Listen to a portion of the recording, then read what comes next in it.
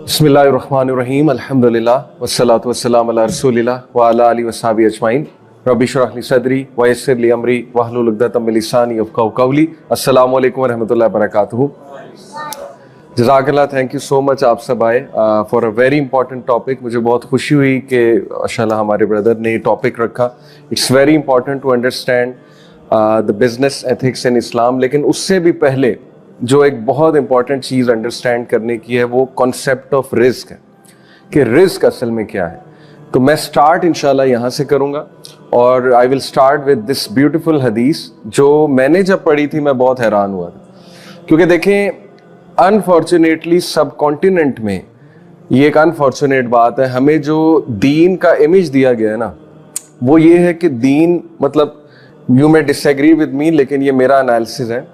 हमें इमेज दिया गया है कि दीन जो है ना वो मुफलिस बनाता है, गरीब बनाता है और इंसान को जो है ना पैसा कमाने से रोकता है। मतलब ये मैं आपको इसलिए कह रहा हूँ क्योंकि बहावलपुर इस्लामिया यूनिवर्सिटी बहावलपुर में लास्ट ईयर एक कॉन्फ्रेंस होती है डिजिटल टेक नेशन के नाम से, शायद आप लोगों को पता हो, इस बार भी हुई थी। वहाँ पर मैं एज ए स्पीकर गया, इस बार भी गया। वहां पर मेरा टॉपिक जो है वो यही सिमिलर था कि कॉन्सेप्ट ऑफ बरका इन इस्लाम, कि बरकत क्या होती है।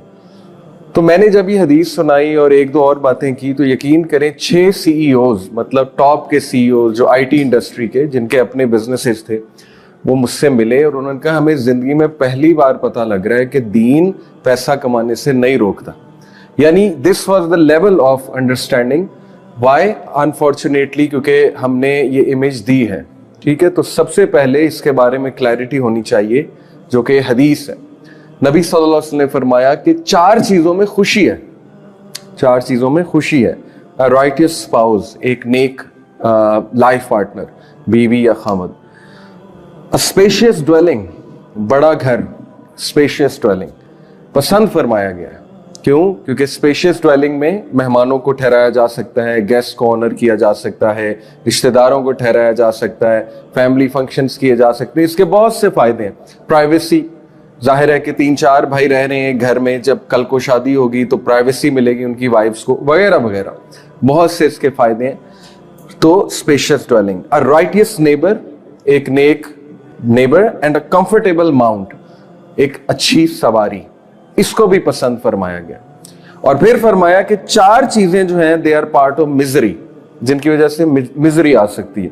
A bad neighbour, a bad spouse, a restrictive dwelling, बहुत छोटी रिहाइश, एंड अ बैड माउंट, एक बुरी सवारी, अनकंफर्टेबल सवारी।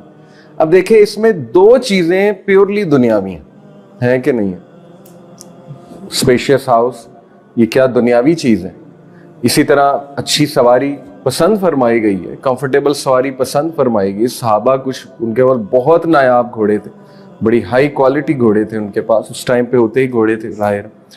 There is no harm in buying something, अगर आपके पास पैसे हैं जो कंफर्ट लाए आपकी लाइफ में और वैल्यू ऐड करे आपकी लाइफ में, इसमें कोई हार्म नहीं है। ये हदीस क्लियरली इसको डिफाइन कर रही है। ठीक है, लेकिन कुछ लिमिट्स हैं, वो क्या है इंशाल्लाह उसकी तरफ हम देखेंगे। रिस्क के कॉन्सेप्ट की तरफ आते हैं। अबू हुरैरा रज़ियल्लाहु अन्हु रिपोर्टेड द मैसेंजर ऑफ अल्लाह सल्लल्लाहु अलैहि वसल्लम सेड।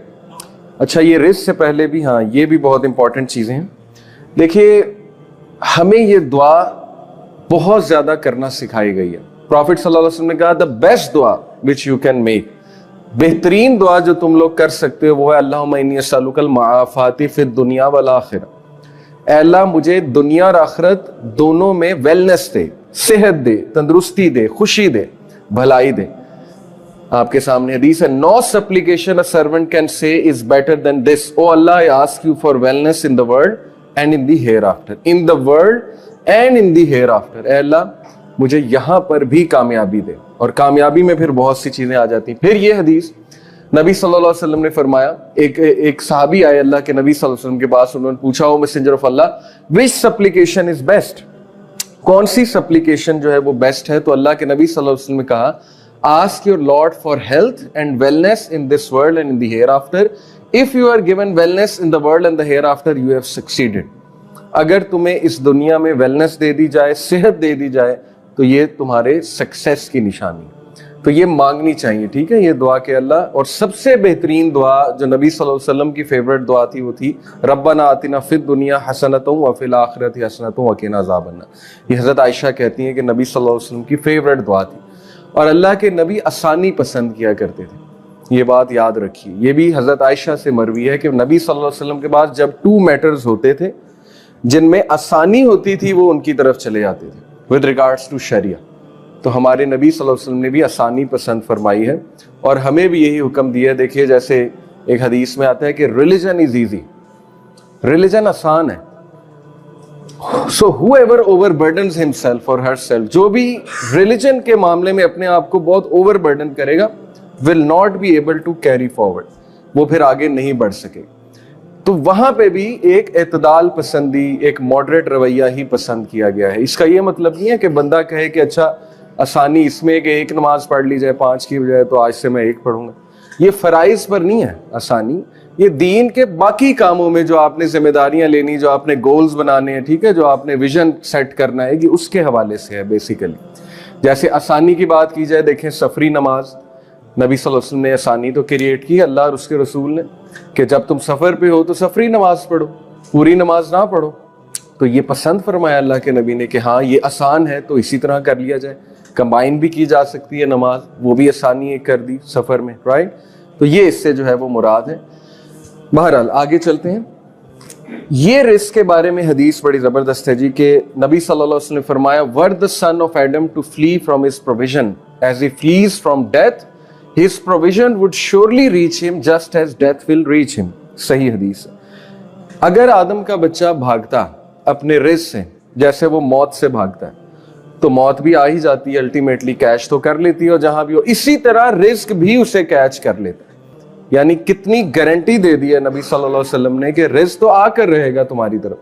ہاؤیور اس کا یہ مطلب نہیں ہے کہ ہم ایفرٹ نہ کریں, ہم نے احادیث کو سیرت کی روشنی میں سمجھنا. آپ دیکھیں نبی صلی اللہ علیہ وسلم کو بشارتیں تھی, خوشخبریاں تھی کہ یو ول بی سکسیسفل. اللہ نے بتا دیا تھا فتح آپ کو ہوگی. قرآن میں کئی ہنٹس ہیں وہ مکی سورج میں کہ جی فتح مکہ بھی ہوگی, فتح بھی آپ کو ہی ہوگی. لیکن آپ دیکھ لیں اس کے باوجود ہمارے نبی نے کتنی ایفرٹس کی. ہی ٹرائیڈ ہز لیول بیسٹ. آپ صرف ہجرہ کی اگزامپل لے لیں. ہجرہ جب نبی صلی اللہ علیہ وسلم فرما رہے تھے تو آپ کو پتا ہے کہ ابو بکر صدیق کو ایز اے کمپینین چوز کیا because he was the most smart and شروڈ.